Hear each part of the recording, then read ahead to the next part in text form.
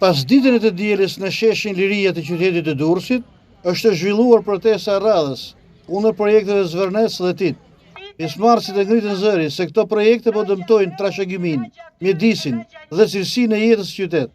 Veprimtarët u deklaruan kundër politikave të qeverisë, duke shprehur kundërshtimin edhe ndaj betonizimit të Durrësit, projektit Tit, problematikave të përmbytjeve, gjendjes së sistemit shëndetësor dhe mënyrës së menaxhimit të investimeve publike.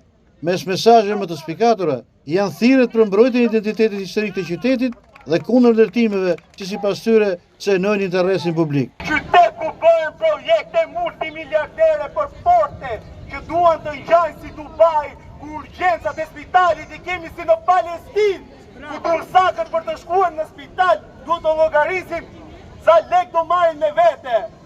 Flasim akoma për projekte multimiliardere, ku 16 milion euro harxohen për ndërtuar një skelet hekur i që i quajnë Velier. Nuk është një projekt me letër.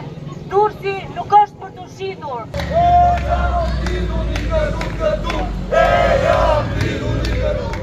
Në vijim, në Tubim u vunre edhe një numër antarësh dhe simpatizantësh të Partisë Demokratike të Durrësit.